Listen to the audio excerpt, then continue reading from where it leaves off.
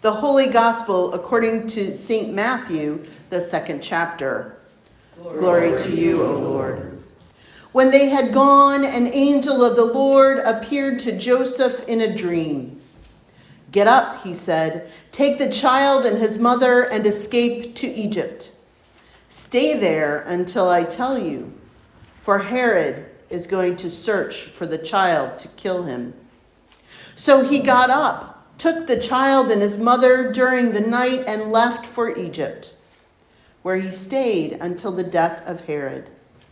And so was fulfilled what the Lord had said through the prophet, "Out of Egypt I called my son."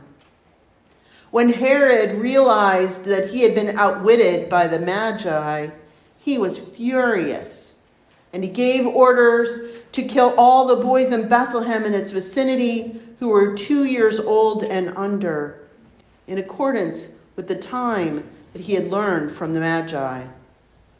Then what was said through the prophet Jeremiah was fulfilled.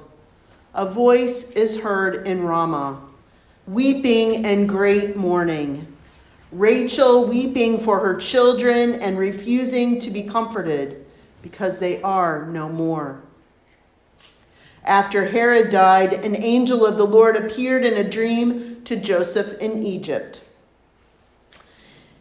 He said, "Get up, take the child and his mother and go to the land of Israel, for those who were trying to take the child's life are dead." So he got up, took the child and his mother, and went to the land of Israel. But when he heard that Archelaus was reigning in Judea in place of his father Herod, he was afraid to go there. Having been warned in a dream, he withdrew to the district of Galilee. And he went and lived in a town called Nazareth. So was fulfilled what was said through the prophets, that he would be called a Nazarene. This is the gospel of the Lord. Praise to you, O Christ. You may be seated.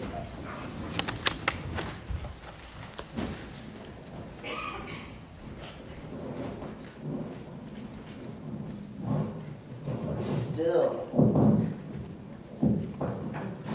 fighting with the microphone. I'm sorry.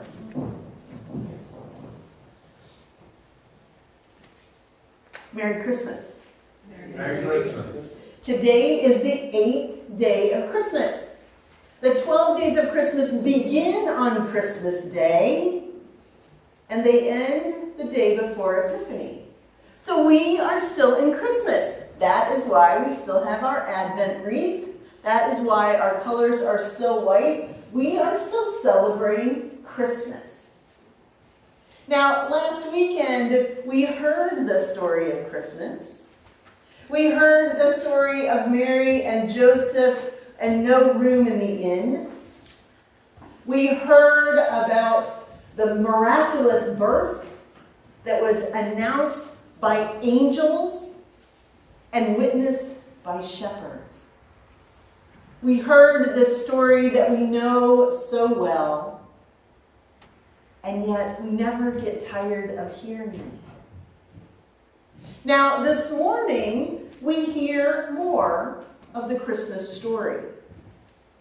The part of the Christmas story we hear this morning is the part that we don't often hear, that many times we don't think of as part of the Christmas story. This is the part where the angel warns Joseph that he needs to take Mary and the baby and flee to Egypt.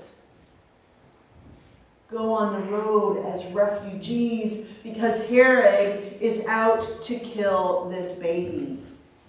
Herod has heard that this is a future king and will take no chances of him surviving. This too is part of the Christmas story.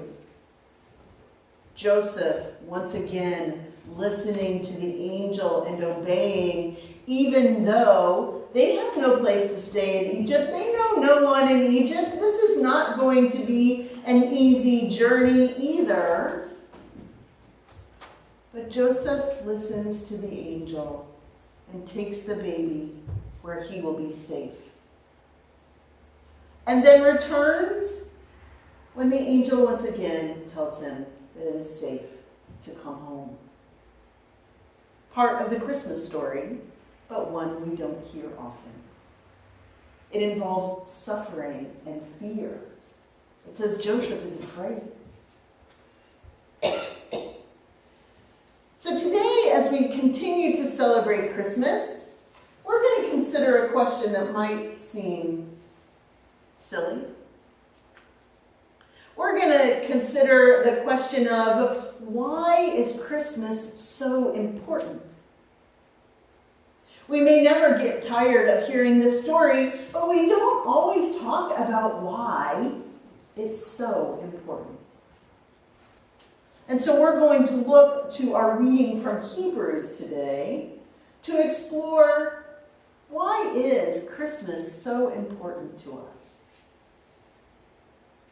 In our reading from Hebrews, it says, God, for whom and through whom everything exists, made the pioneer of our salvation perfect through what he suffered.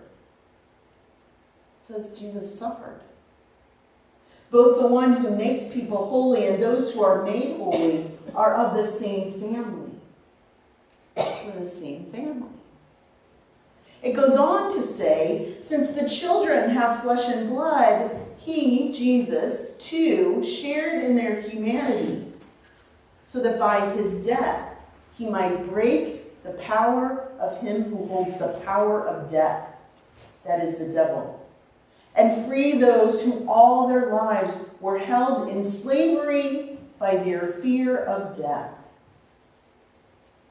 For this reason he had to be made like them, fully human in every way, in order that he might become a merciful and faithful high priest in service to God. Because he himself suffered when he was tempted, he is able to help those who are being tempted. There's a lot in there. There's a lot in there about why Christmas is so important. First, it talks about Jesus being fully human and experiencing suffering. So not only does Jesus understand us because he has suffered, but he is there for us when we are suffering.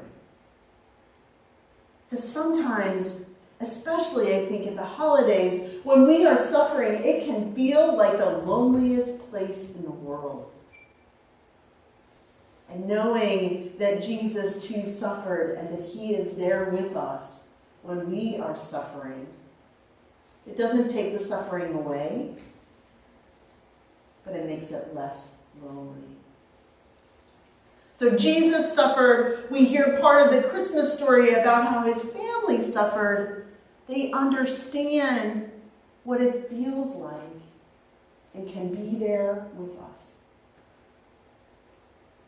It also says that because we are human, Jesus had to be human so he could suffer temptation and be there with us when we are being tempted. I, for one, am tempted quite frequently, and I am happy that Jesus understands temptation and can be there with me when I am being tempted.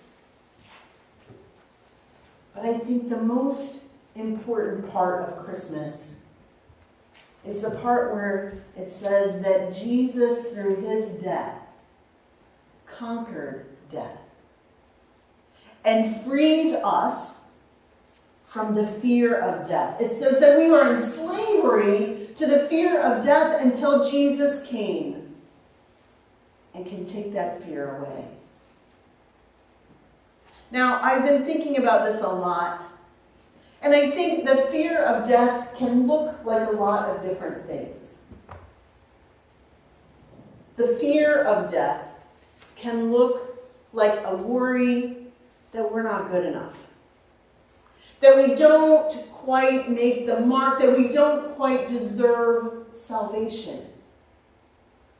And so then we hustle and we try and we work hard and we don't fully live because we're always worried that we might do something wrong, or we're just not good enough, or that other people will see us and maybe they won't approve or like us. The fear of death can look like worrying about that all the time. The fear of death can look like wanting to be in control. Because only if I am in control can I make sure everything's going to go the right way. If I can be in control, then I can think that at least there's some part that I am in charge of. I don't have to be afraid because I have this. When in reality, we're not really in control of much of anything. Fear of death may look like trusting me when I should be trusting God. Holding back, being afraid to take risks. Because if I take a leap of faith, if I take a risk, what if it doesn't work out? What if I fail? Who's going to save me then? I know for much of my life, I have been afraid to take risks because I always want to be successful. I want people to say, look at Kim, she was so successful. And yet, I have learned some of the most out of things that weren't really all that successful. I have learned that I can trust God instead of trusting me. Because let me tell you, God has led me places that I never imagined that I would go. Now, you may not have ever had this experience, but I get comfortable in some things, and then I want to hang on.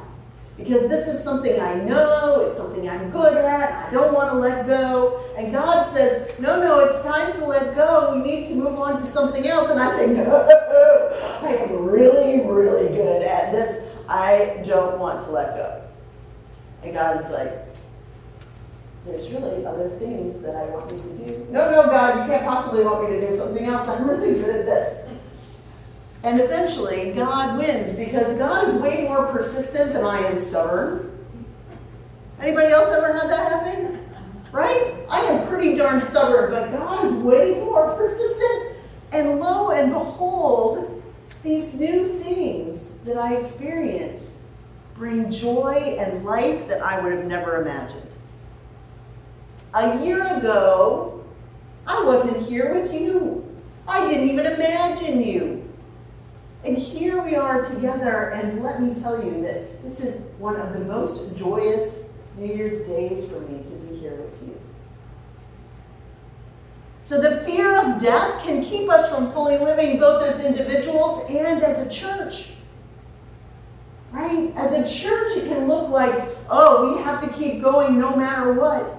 We turn inward, and we forget that our job as the church is to share the gospel, to trust God, that sometimes there has to be death for there to be new life, and it gets scary and we don't know what to do. That is what the fear of death looks like. Jesus came on Christmas to conquer that, to free each and every one of us and our churches from being afraid of death. There's God calling us now. Don't be afraid. To free us to live fully into God's promises. To free us to live together as God's beloved children. So here we are. It is New Year's Day. We are beginning a whole new year of promises and possibilities. Sorry. That's okay. We are beginning a whole new year of promises and possibilities. Let us remember why Christmas matters. Let us remind ourselves that we are free. We are free to live fully. We are free to trust God and take leaps of faith. Here we are in a new year. Let us embrace those promises and live fully as children of God. Amen.